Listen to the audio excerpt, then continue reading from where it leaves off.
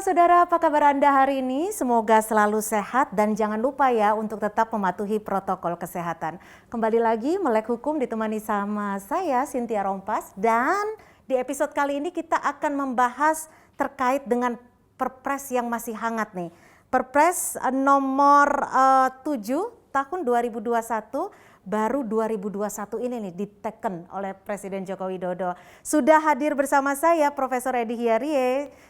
Terima kasih sudah bersama kami di Melek Hukum, dan juga sudah ada Kepala BNPT Pak Boy Rafli Amar. Terima kasih melalui sambungan daring Pak Boy. Ya, Nah Pak Boy, ini kita langsung aja nih. Kalau sekarang kan perpresnya baru diteken oleh Presiden Joko Widodo. Perpresnya berlaku 7 Januari 2021 tentang Rencana Aksi Nasional Pencegahan dan Penanggulangan Ekstremisme berbasis kekerasan yang mengarah pada terorisme tahun 2020-2024 atau disingkat dengan RAN-PE. Ini tentangnya aja udah panjang Pak Boy. Boleh mungkin diperjelas seperti apa sih sebenarnya Perpres ini mengaturnya? iya, terima kasih. Jadi Perpres nomor 7 tahun 2021 yang tentunya ini merupakan regulasi yang melengkapi dari peraturan perundang-undangan yang sudah ada terlebih dahulu tentang pemberantasan tindak pidana terorisme, yaitu Undang-Undang Nomor 5 Tahun 2018. Namun di dalam Perpres ini lebih banyak mengatur yang bersifat mengkoordinasikan program BNPT bersama dengan seluruh kementerian lembaga, bersama dengan mitra, untuk memaksimalkan upaya-upaya pencegahan, terutama adalah terkait pencegahan ekstremisme berbasis kekerasan yang mengarah terorisme. Karena tentu hasil dari identifikasi kita semua, baik di tingkat nasional, regional, dan global, bahwa terjadinya sebuah kejahatan terorisme itu tidak lepas dari adanya upaya, sikap, perilaku ekstremisme berbasis kekerasan yang dilakukan oleh individu ataupun entitas.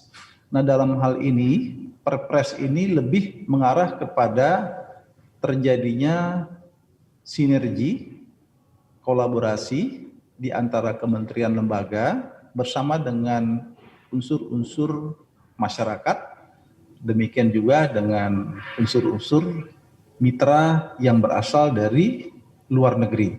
Karena kita tahu bahwa kejahatan terorisme adalah kejahatan yang sifatnya transnasional, dan demikian juga di dalam negeri kita mitra yang kita bangun adalah para civil society, demikian juga antara lain di dalamnya adalah tokoh-tokoh pemuka agama, tokoh-tokoh masyarakat, tokoh-tokoh perempuan, dan tokoh-tokoh agama. Ya. Jadi dalam hal ini kita lebih mengupayakan memaksimalkan di bidang pencegahan agar yang namanya kejahatan terorisme itu tidak sampai harus terjadi. Ya. Jadi ini adalah sebuah langkah sinergi pada tingkat hulu yang dilakukan oleh bersama-sama. Dan melibatkan banyak unsur. Tentunya ini ada strategi yang sudah disiapkan pemerintah agar pelaksanaan Perpres ini bisa berjalan dengan optimal. Strateginya seperti apa ini ya, Pak Boy? Ada rencana pemerintah, apakah betul akan membentuk unit khusus? Apakah betul akan ada pembelajaran khusus di sekolah-sekolah yang diberlakukan bagi anak didik? Atau seperti apa nanti strateginya? Iya, ada langkah-langkah strategis, ada 5.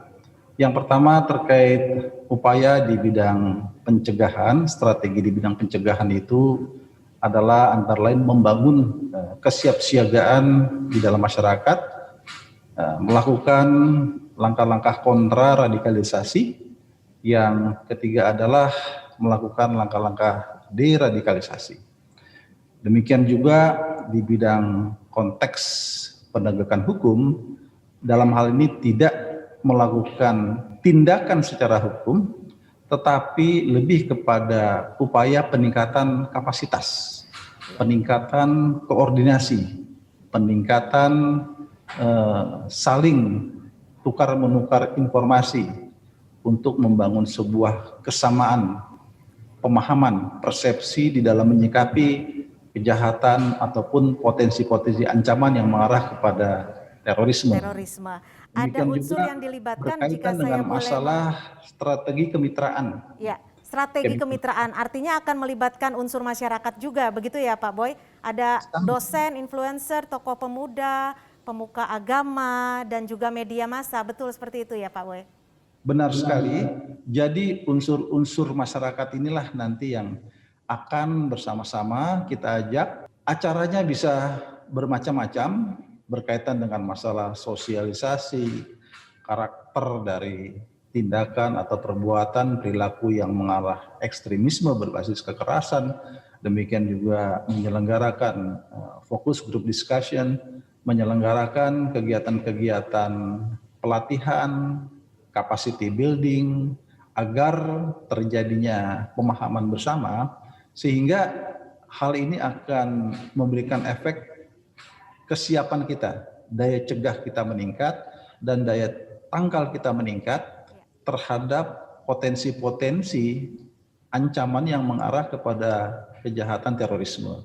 Antara lain itu adalah perbuatan. Jadi di sini lebih kepada mindset, cara berpikir, perilaku yang perlu diantisipasi, jangan sampai ini menjadi sebuah hal-hal yang akan mendukung meningkatkan potensi ancaman terorisme. Baik. Nah, Prof. Edi, kalau melibatkan masyarakat ini banyak yang akan dilibatkan. Elemen masyarakatnya juga nggak main-main, dari pemuka agama, tokoh masyarakat, bahkan hingga influencer. Ideal nggak sih Prof? Apa justru akan menjadi bumerang bagi pemerintah dan juga masyarakat luas? Justru ini sangat ideal. Mengapa sangat ideal? Karena kita harus memahami bersama bahwa penanggulangan ekstremisme, penanggulangan radikalisme, penanggulangan terorisme itu bukan tanggung jawab pemerintah semata, bukan tanggung jawab aparat penegak hukum semata, tetapi tanggung jawab kita bersama. Oleh karena itu, Peraturan Presiden Nomor 7 Tahun 2021 ini adalah pelibatan masyarakat secara keseluruhan. Karena itu akan melibatkan banyak pihak dan memberikan kesadaran kepada kita semua bahwa ini adalah masalah kita bersama. Jadi tanggung jawab kita bersama untuk bagaimana menanggulangi ekstremisme yang berwujud kekerasan sampai pada aksi teror. Jadi sangat tepat saya kira. Sangat tepat. Nah, Prof. Edi, di Perpres ini dikabarkan juga masyarakat diberikan peluang ataupun dibuka kesempatannya untuk memberikan informasi sedikit apapun jika mengetahui ataupun mencurigai tindakan-tindakan yang mengarah kepada kekerasan terorisme. Apakah ini tidak membuka stigma saling lapor? Sama sekali tidak. Mengapa? Karena di dalam Undang-Undang Pemberantasan Tindak Pidana Terorisme itu ada dikenal dengan istilah safeguarding rules. Safeguarding rules itu apa? Safeguarding rules itu bagaimana secara dini ya, secara awal bisa antisipasi terhadap rencana-rencana aksi teror. Oleh karena itu, ketika masyarakat ini dilibatkan dan dia bisa melapor, artinya memberikan informasi sekecil apapun terkait dengan dugaan-dugaan ekstremisme yang menuju pada suatu kekerasan dan pada akhirnya adalah aksi teror, justru ini bisa mencegah terjadinya aksi teror itu sendiri. Jadi yang tadi saya katakan itu semacam satu safeguarding rules yang ada di dalam Undang-Undang Pemberantasan Tindak Pidana Terorisme. Bahkan di dalam undang-undang tersebut dikatakan bahwa laporan intelijen itu dapat dijadikan bukti permulaan. Bahwa apakah nanti atau ada saling lapor dan lain sebagainya, ada tentunya yang menyaring. Filterisasinya apa? Filterisasi ini juga dikenal di dalam Undang-Undang Pemberantasan Tindak Pidana Terorisme yang disebut dengan istilah legal audit. Legal audit atau legal hearing ini apa? bahwa berdasarkan laporan intelijen itu, pengadilan dalam waktu 3 hari akan menetapkan apakah laporan intelijen itu sudah merupakan bukti permulaan adanya tindak pidana terorisme, lalu kemudian stepnya dinaikkan menjadi penyidikan. Jadi ini justru lengkap karena dia betul-betul mencoba mendeteksi secara dini terhadap bahaya-bahaya gerakan-gerakan ekstremis berupa kekerasan dan terorisme itu sendiri. Artinya masyarakat juga diminta untuk berperan aktif. Persis. Nah, Prof. Edi, ini kan kalau dari Perpresnya tentang Rencana Aksi Nasional Pencegahan, ini berbasis kekerasan yang mengarah pada terorisme. Sebenarnya terorisme yang terjadi itu apa yang membedakan dengan KKB di Papua? Begini, kalau kita... Kan sama-sama teror, Prof. Begini ya. Jadi kalau kita bicara soal terorisme, istilah teror itu sendiri dari kata terere yang artinya mengejutkan atau apa ya? Ancaman? Bukan, mengejutkan atau apa? Memberikan menakutkan efek ketakutan. ya, ketakutan. Sebetulnya istilah terorisme yang pertama kali diperkenalkan oleh Noam Chomsky itu adalah memperlihatkan situasi di Eropa Barat pada abad ke-18 ya, bagaimana pemerintah yang begitu otoriter dan lain sebagainya. Tetapi dalam perkembangannya bahwa aksi teror itu kan dilakukan oleh suatu organisasi, bahkan mungkin itu dilakukan juga oleh oleh perorangan. Ya. Nah, dengan demikian berbagai macam upaya untuk menanggulangi terorisme itu ya kita upayakan. Jadi tadi yang saya katakan pelibatan masyarakat dan lain sebagainya itu sangat dibutuhkan untuk bisa mendeteksi secara dini adanya tindakan-tindakan atau aksi-aksi teror tersebut. Jadi jelas berbeda ya antara tindakan terorisme dan kekerasan di Papua gitu ya, Prof. Ya. Oke, nih di Perpres ini juga akan diatur terkait dengan mitigasi. Lantas apa sih mitigasi? Bukannya kalau masyarakat umum kan mitigasi taunya bencana alam gitu ya, Prof. Nanti kita akan bahas di segmen selanjutnya hanya di Melek Hukum.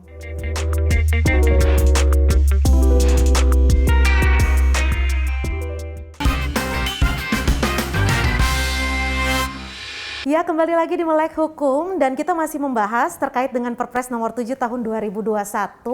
Ini Perpres ini juga mengatur soal mitigasi. Biasanya kalau kita dengar mitigasi itu lebih ke bencana alam supaya kita berhati-hati. Nah, Pak Boy mungkin bisa menjelaskan mitigasi seperti apa yang diharapkan oleh pemerintah terhadap masyarakat. Ya, mitigasi di sini adalah serangkaian tindakan pencegahan agar kejahatan terorisme itu tidak terjadi. Jadi upaya mitigasi ini diharapkan berhasil mengeliminasi potensi ancaman dan tindak pidana terorisme itu sendiri. Dengan langkah-langkah rencana aksi yang tertuang di dalam Perpres ini, diharapkan lebih memaksimalkan upaya mitigasi tersebut. Tentu dalam hal ini fokus terhadap sebuah kondisi, sebuah perilaku, tindakan apakah dilakukan oleh individu atau entitas yang mengarah dapat mendukung atau memberikan jalan terjadinya dampak kejahatan terorisme. Jadi di dalam hal ini pendekatannya bermacam-macam.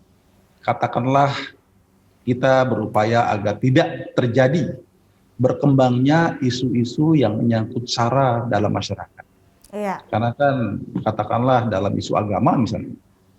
Jadi bisa jadi kalau ada pihak-pihak yang terus mendengung-dengungkan isu SARA, menyalahgunakan teks agama dan maaf istilahnya dengan mudahnya mengucapkan kata-kata yang mengkafirkan orang, bisa seperti itu. Ini kan bisa menimbulkan sebuah suasana kekerasan yang setidak-tidaknya dari aspek kata-kata yang bisa berdampak semangat permusuhan di kalangan masyarakat. Nah, oleh karena seperti ini di dalam rangka memoderasi beragama, antara lain kita juga tentu memberdayakan tokoh-tokoh agama kita agar di dalam menyampaikan narasi-narasi yang terkait dengan agama jangan sampai terjadi penyalahgunaan teks agama untuk kepentingan kelompok atau individu tertentu yang kemudian bisa melahirkan sebuah dorongan terjadinya semangat permusuhan dan kemudian bisa jadi kemudian menjadi mengarah kepada faktor terjadinya kejahatan terorisme dengan melakukan tindakan kekerasan, apakah itu tindakan yang bersifat fisik ataupun yang bersifat non-fisik. Itu adalah contoh. Kemudian langkah-langkah mitigasi selanjutnya tentu negara kita ini kan negara berdasarkan Pancasila. Konstitusi negara kita jelas, Undang-Undang Dasar Negara Republik Indonesia 1945. Bentuk negara kita, Negara Kesatuan Republik Indonesia. Demikian juga semboyan kita Bhinneka Tunggal Ika, negara yang sangat majemuk.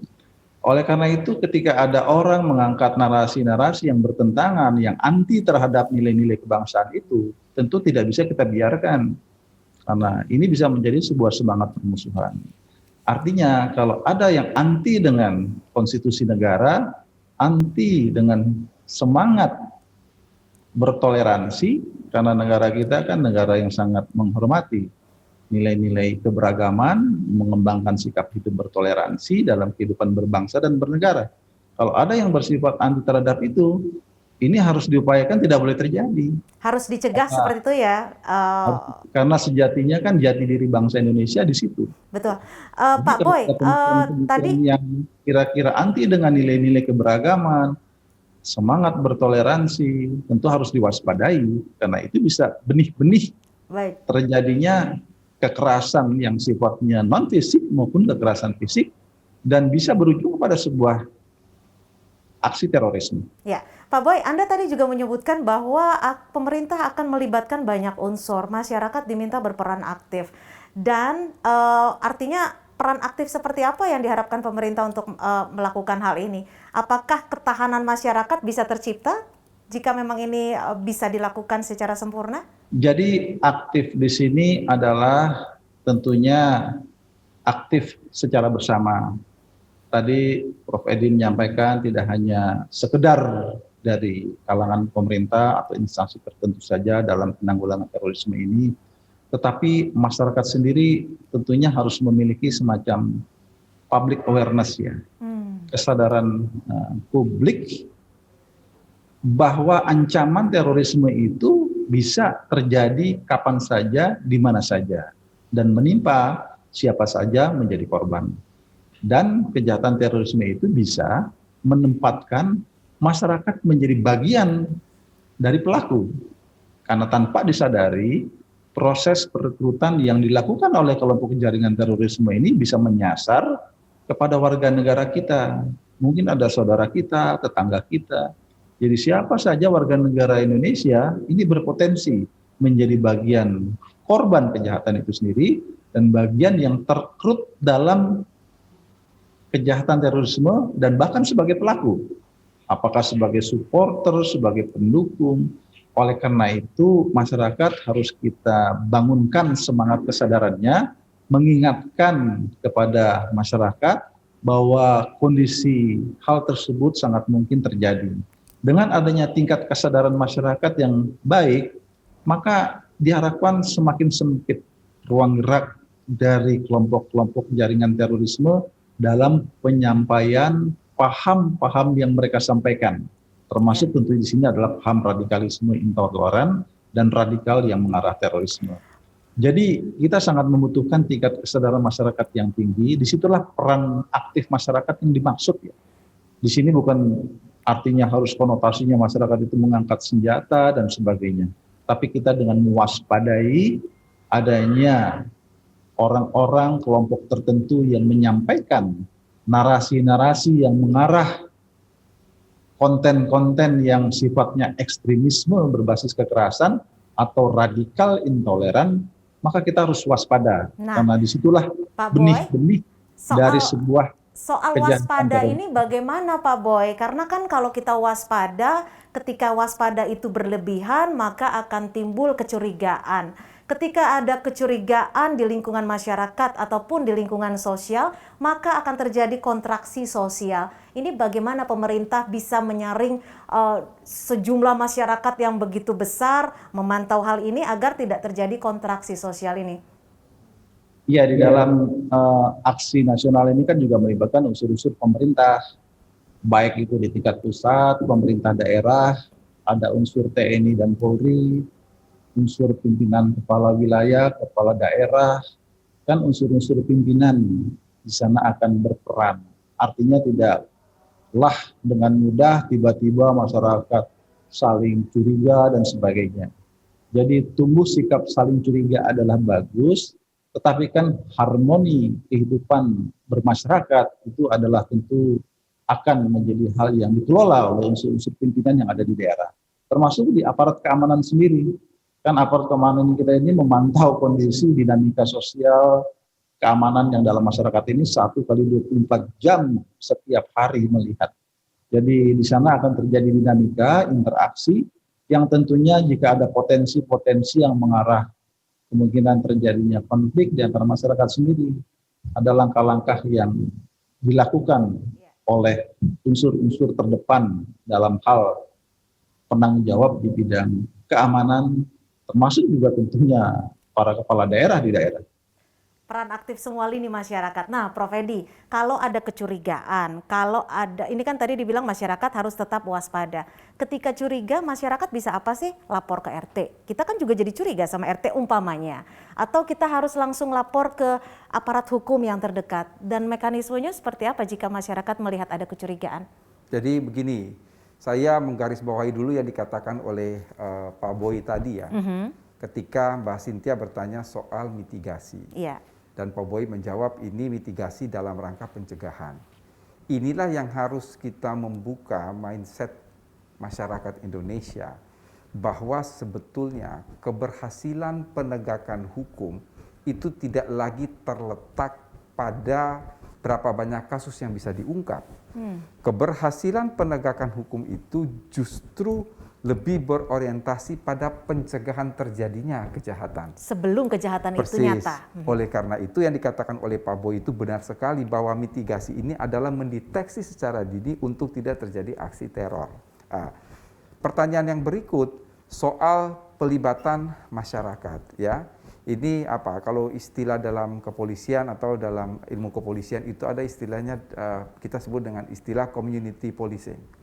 Jadi itu di beberapa negara maju, di Jepang, di Inggris. Jadi supaya masyarakat ini aware dalam pengertian begini ya. Kalau misalnya ada tetangga atau ada orang baru yang mungkin dia tertutup antara dengan tetangga-tetangganya, tidak tahu apa sebetulnya dia lakukan. Kegiatannya. Ini dalam tanda petik perlu dicurigai. Artinya itu diberitahukan kepada RT, kepada RW, kepada lurah dan lain sebagainya untuk sebetulnya ini apa yang sedang ia lakukan. Mengapa demikian? Kita lihat pengungkapan kasus-kasus teror di beberapa daerah itu kan masyarakat sekelilingnya tidak tahu. Ya, ini orang jarang keluar keluar. Atau penghuni baru gitu sebetulnya peraturan presiden ini membuat masyarakat ini agar aware, agar peduli dengan lingkungannya. Jadi dalam pengertian ya mencurigai dalam tanda positif. kutip ya, dalam arti positif. Ya. Jadi saya kira ketika memang dia bisa bersosialisasi dengan masyarakat, tahu apa yang dia kerjakan, maka tidak ada saling curiga dan lain sebagainya. Ya. Jadi dia lebih pada suatu general prevensi lah kira-kira begitu.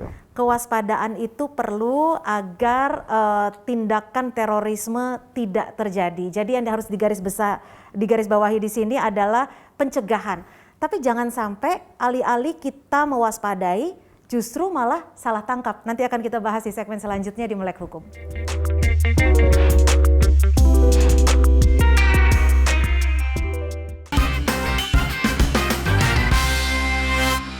Kewaspadaan itu penting, tapi jangan sampai kewaspadaan menimbulkan kecurigaan yang negatif sehingga masyarakat jadinya menuduh. Ini yang akan kita bahas di segmen ini. Langsung saja ke Pak Boy.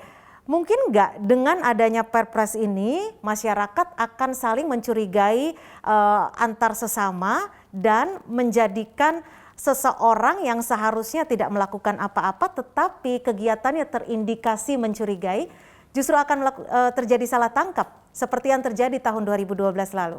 Ya, tentu hal tersebut sangat dimungkinkan ya terjadi dalam arti adanya semacam kecurigaan terhadap satu dengan yang lainnya. Tapi tentu dalam hari ini lagi-lagi di wilayah, di daerah ada unsur-unsur aparat keamanan yang akan mendeteksi dan kemudian juga memelihara hidup harmoni di antara masyarakat kita. Dalam hal ini, kecurigaan itu sangat dimungkinkan akan berbuah adanya informasi-informasi aktual yang ada dalam masyarakat. Inilah yang akan diolah, dikaji oleh unsur-unsur aparat terdepan dan diantisipasi secara dini. Jadi hal-hal ini adalah sesuatu hal yang sangat mungkin, akan tetapi tentu ada upaya-upaya untuk mengharmoniskan kehidupan masyarakat untuk mencegah terjadinya konflik dalam masyarakat. Karena memang dengan adanya sikap saling curiga ini, yang efek positif yang diharapkan adalah akan semakin cepat diketahui akan adanya informasi-informasi yang penting untuk diantisipasi dan ditindaklanjuti oleh aparat keamanan itu sendiri. Dan bahkan kalau tadi kita mengenal atau Prof. Edi sampaikan konsep pemolisian masyarakat, itu juga sangat mungkin ketika proses pemolisian dilaksanakan oleh pihak kepolisian yang bermitra dengan masyarakat, mendapatkan informasi-informasi penting terkait hal itu. Dan kemudian bahkan pada kesempatan itu bisa saja langsung diakomodir, langsung dibicarakan, dimusyawarahkan, agar tidak berkembang menjadi potensi ancaman yang lebih luas. Jadi ini adalah suatu langkah-langkah proaktif di dalam pemolisian masyarakat itu yang sangat mungkin dilakukan oleh aparat-aparat terdepan kita. Dan memang konsep pemolisian masyarakat itu termasuk yang diharapkan dapat dilakukan oleh unsur Polri. Karena memang di dalam konsep rencana aksi ini berharap konsep pemolisian masyarakat ini, jadi konsep pemolisian masyarakat ini kadang salah diartikan bahwa seolah-olah polisi menyiapkan pasukan masyarakat, dipersenjatai, diberikan alat, bukan seperti itu. Jadi ini adalah sebuah konsep pemolisian dengan mengedepankan kemitraan antara polisi dan masyarakat. Ya. Adanya saling memberikan informasi, adanya saling memberikan sumbang saran untuk mengusulkan langkah-langkah terbaik agar di suatu kawasan, di daerah tertentu tetap terpeliharanya situasi keamanan dan ketertiban masyarakat yang baik. Demikian Mbak. Pak Boy, urgensi dari Perpres ini ini apa ya? Seurgent apa Perpres ini ada? Kenapa pemerintah tidak fokus dulu untuk merapihkan atau membereskan permasalahan dari terorisme yang awal mulanya, misalnya ketidakpercayaan atas pemerintah, adanya ketidakadilan mungkin? Ya, urgensi dari Perpres ini kan ini ekstremisme berbasis kekerasan mengarah terorisme. Jadi kejahatan terorisme ini adalah kejahatan global, transnasional, extraordinary, dilakukan oleh pihak-pihak yang melakukan perencanaan secara sistematis. Jadi dampaknya terhadap bangsa kita ini sangat besar sekali. Kenapa?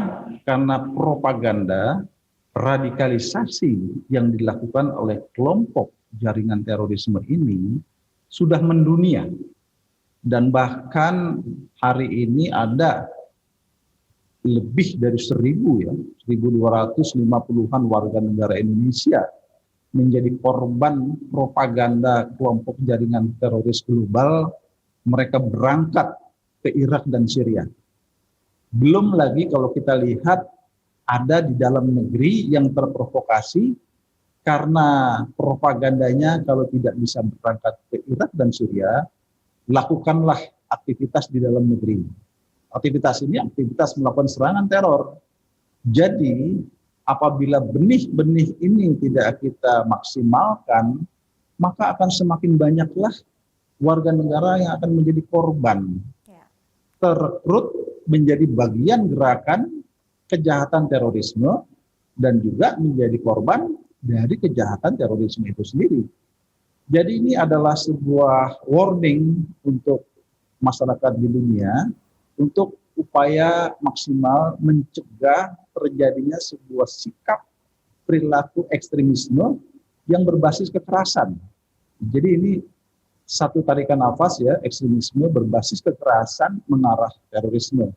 Jadi kita harus waspada. Dan Perpres ini semacam membangun kekuatan negara untuk memberikan perlindungan secara paripurna kepada warga negara dengan melibatkan semua pihak.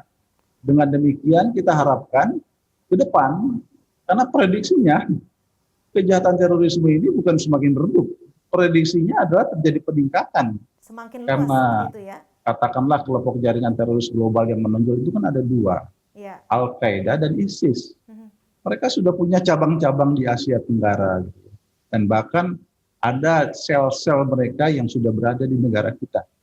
Ya. Kita harus waspada, jangan sampai identitas jati diri bangsa kita termakan oleh ajakan-ajakan, narasi-narasi yang mereka bangun, dan kita harus yakinkan apa yang mereka lakukan itu adalah sebuah kejahatan. Pak Ini Boy, kira-kira dalam begitu Perpres ya. ini, Pak Boy, dalam Perpres ini tentangnya judulnya itu ada periodenya 2020-2024, betul seperti itu ya. Periode yang dimaksud maksudnya seperti apa sih Pak Boy supaya masyarakat juga ngerti nih? Ya, ini memang hitungannya 5 tahun ya. Tentu dalam hal ini nanti akan dievaluasi. Jadi ini sudah diawali dari 2020 sebenarnya. Jadi tentunya kebutuhan akan Perpres ini tentu tetap akan berlanjut, dan kalau tadi dikatakanlah dibatasi waktu, kami berkeyakinan selama BNPT ini ada, tetap akan melaksanakan program itu. Karena kebutuhan akan aksi-aksi yang diatur dalam Perpres tersebut adalah sebuah langkah-langkah strategis ke depan apabila kita ingin mengeliminasi potensi ancaman terorisme di negara kita. Baik. Demikian. Baik, artinya ada periode yang nanti pemerintah akan kembali mengevaluasi. Terima kasih sekali lagi Pak Boy Rafli Amar, Kepala BNPT, sudah memberikan informasi. Semoga sosialisasi terkait Perpres nomor 7 tahun 2021 ini bisa didengar masyarakat dan juga menjadi antisipasi atas ancaman terorisme. Sekali lagi terima kasih ya Pak Boy. Terima kasih. Terima kasih kasih. Prof. Edi. Salam sehat selalu. Terima kasih. Ya. Salam sehat. Dan Saudara, Melek Hukum masih akan kembali sesaat lagi. Di segmen selanjutnya ini kita justru akan mengupas, Prof. Edi, seperti apa sih salah tangkap, kenapa bisa terjadi. Ini kan juga harus ada rehabilitasi yang dilakukan oleh pemerintah tentunya. Tetap di Melek Hukum.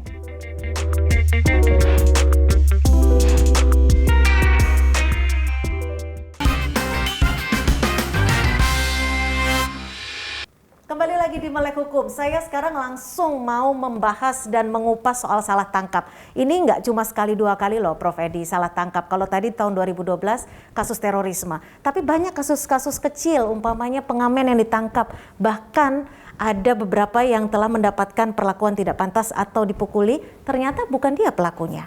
Ini bagaimana bisa terjadi? Saya bahas dua hal dulu nih. Ya. Kalau dalam konteks terorisme, jadi sebetulnya belum selesai tadi ketika saya berbicara mengenai safeguarding rules. Di dalam penjelasan Undang-Undang Pemberantasan Tindak Pidana Terorisme, itu ada dua istilah yang dikenal dengan istilah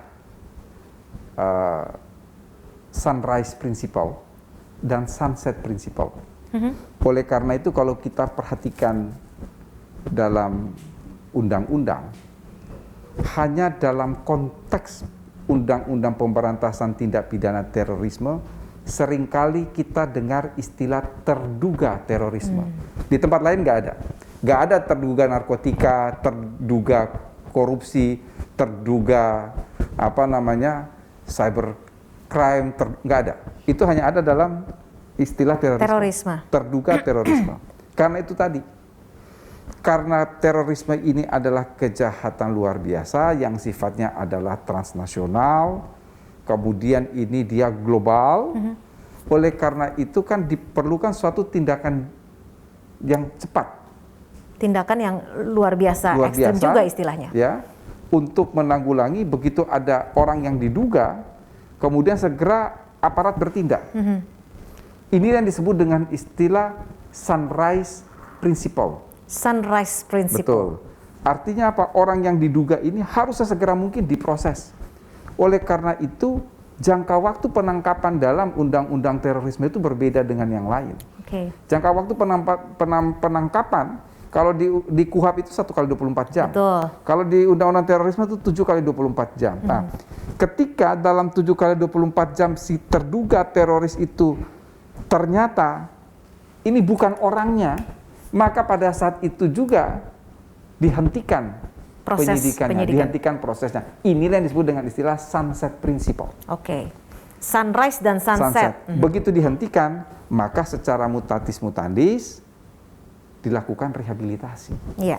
Ini kalau dalam konteks undang-undang terorisme. Tapi kasus salah tangkap tidak hanya terjadi pada pelaku-pelaku atau terduga teror. Betul. Ini juga terjadi untuk masyarakat luas, pengamen, ada pula dosen yang sedang berjalan ditangkap, bahkan sempat dipukuli oleh kabarnya oleh aparat. Nah, tapi apa yang bisa dilakukan pemerintah? Rehabilitasi seperti apa yang bisa dilakukan untuk mengembalikan nama baik, waktu yang terbuang, dan juga psikologis yang mungkin bisa dikatakan hancur gitu? Ya, ini yang mau saya katakan.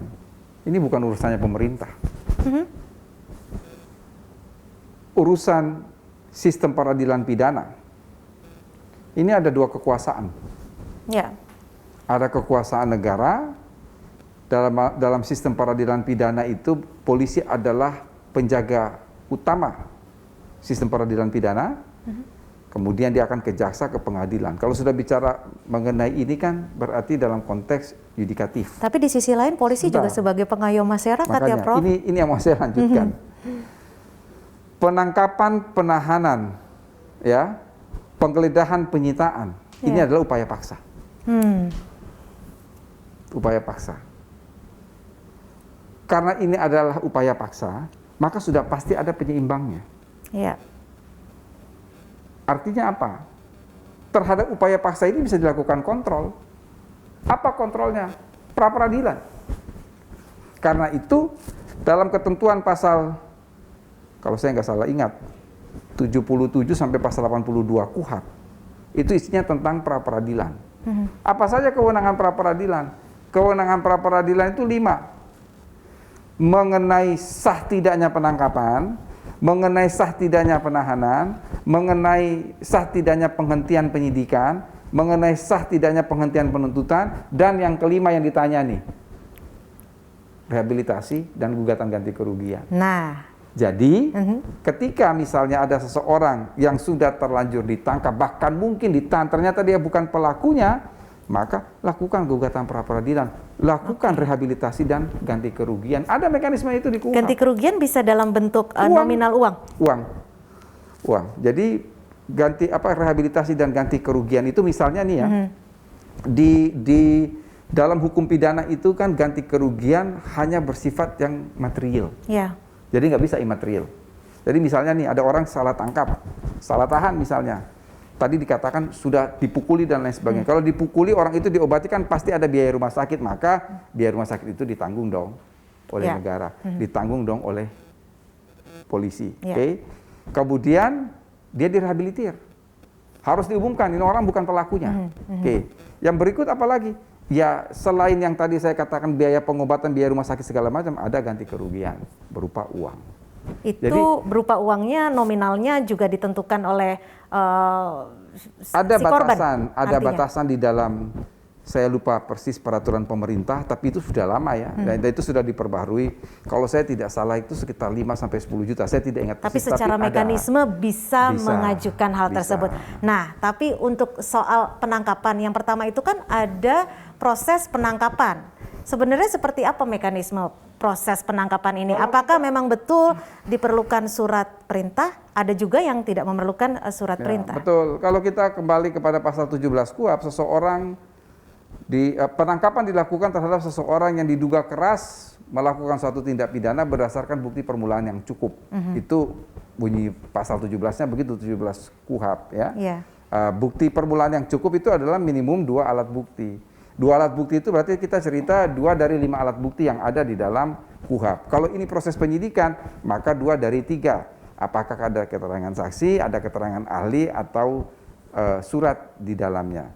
Bahwa sekali lagi, asas yang melekat pada hukum acara pidana itu, hukum acara pidana harus tertulis. Iya. Harus jelas, tidak boleh ditafsirkan lain.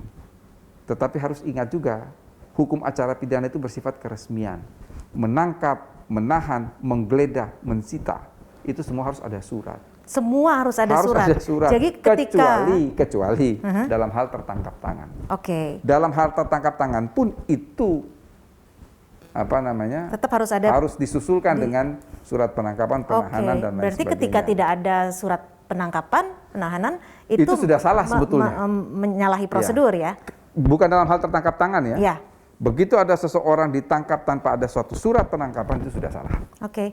Nah, sebagai masyarakat awam nih, Prof. Edi, kalau memang masyarakat berada di posisi tersebut, apa sih yang bisa dilakukan mekanisme? Karena masyarakat awam tidak semuanya mengerti akan hukum. Ketika ia menjadi korban salah tangkap, apa yang harus ia lakukan? Karena mungkin bicara kepada aparat hukum sudah tidak dipercaya. Betul, itulah yang kemudian saya katakan ya, memang KUHP kita ini sudah lebih dari 40 tahun ya.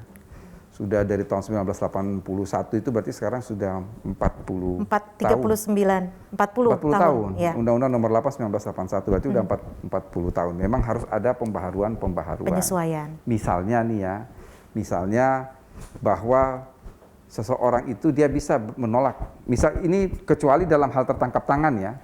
Misalnya seseorang itu dia tidak mau diperiksa tanpa dihadiri pengacara, oleh penasihat hukum. Hal-hal seperti ini yang saya kira harus diatur secara detail, dan kita sudah punya RUU KUHP sebetulnya sejak tahun 2015. Nah, ini artinya sudah terlalu lama dan sudah tidak terlalu efisien. lama dan ya sudah out of date sebetulnya ya, dengan perkembangan hukum pidana, dengan perkembangan dalam sistem peradilan pidana yang menjunjung tinggi due process of law, itu sudah harus dirubah KUHP kita. Kalau di Indonesia sendiri ada nggak sih, Prof, semacam di mancanegara gitu ada Miranda Law gitu? Kalau kita ada nggak sih, Prof? Kita tidak punya yang namanya Miranda Rules itu ya. Miranda Rules itu dia lahir dari amandemen kelima Konstitusi Amerika ya. Jadi polisi ketika akan melakukan penangkapan atau penahanan, dia harus menyebutkan hak-hak tersangka. Betul. Di kita belum ada itu. Artinya masyarakat masih minim pengamanan dong, Ya, Prof? itulah yang saya katakan di dalam RUU KUHP yang sebetulnya sudah ada di DPR, itu sudah lebih pada perlindungan hak-hak individu dari tindakan sewenang-wenang aparat. Oke, terakhir nih, Prof. Kalau tadi Profesor Edi sudah mengatakan bahwa korban salah tangkap bisa mengajukan pra peradilan, tapi korban salah tangkap itu bisa tidak menuntut aparat hukum yang melakukan tindakan terhadap dirinya? Nah, Secara personal? ya, itu susah. Susah Mengapa? Karena sudah barang tentu aparat penegak hukum yang melakukan tindakan itu, bahwa dia tidak membawa surat dan lain sebagainya, betul-betul itu dia salah prosedur ya. Tetapi dia melakukan suatu tindakan itu kan bersifat pro justisia. Artinya apa? Ada kewenangan itu pada dia. Bukan secara pribadi artinya, Betul. secara instansi. Secara institusional, kewenangan itu ada. Artinya menuntut institusi boleh? Tidak juga demikian, sudah ada mekanismenya. Apa mekanismenya tadi? Yaitu pra peradilan. Artinya yang melakukan ganti kerugian di situ kan adalah institusi yang bersangkutan. Oke. Ya, jadi sudah ada mekanisme itu melalui pra-peradilan. Baik. Terima kasih sekali Sama-sama, lagi Mbak Cynthia. Prof. Edi.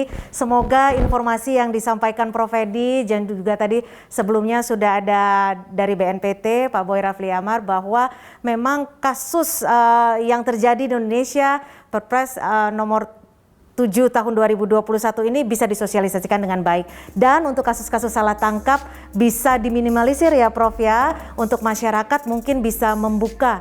Untuk itu membuka hukumnya seperti apa? Harus melek hukum. Untuk itu saya Cynthia Rompas pamit undur diri. Kita ketemu lagi di episode selanjutnya. Sampai jumpa.